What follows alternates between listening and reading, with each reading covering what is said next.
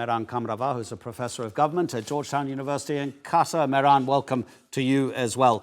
Let's preface this discussion and get your thoughts on this, because the Israeli media is saying a deal has been done. A senior Israeli defense ministry official has gone to Washington to buy more weapons, helicopters, fighter jets, more bullets and ammunition, which is apparently to be used in its conflict and its attacks on Gaza. So, I mean, that tells us something before the ICJ speaks.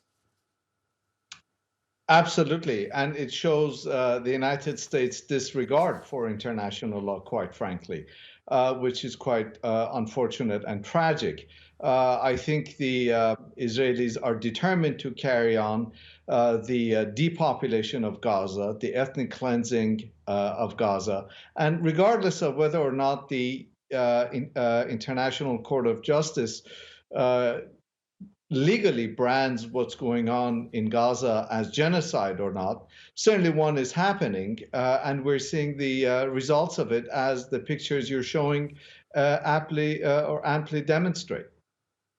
What's the reaction going to be in Washington? And I'm asking that question specifically. You understand why, because Israel is almost certainly likely to ignore anything that comes from the ICJ. But therefore, how much pressure does it put on Joe Biden? The International Court of Justice tells the Israeli army, stop killing Palestinian civilians, and the American president says, yeah, have some more of our weapons. How does that look?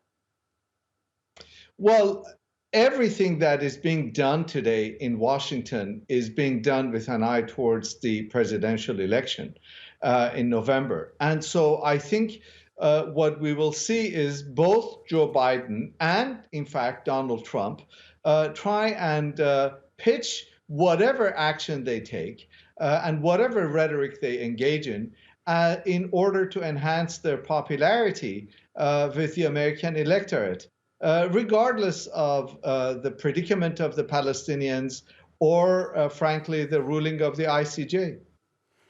Mehran, I was looking, you wrote a piece called Fragile Politics, Weak States in the Greater Middle East in 2016. In that year, you also had a book. I believe this was a book from Yale University Press, The Impossibility of Palestine. You're an expert in the region.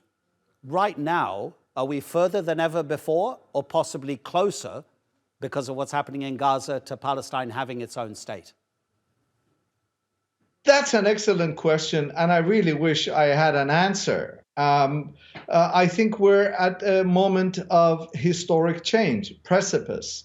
And whether or not we will see the manifestation, finally, of a viable, genuine Palestinian state, or a further destruction of a dream of a Palestine one day, really depends on how the situation on the ground unfolds, how the ICJ rules, how the different belligerents, Hamas, Israel, position themselves.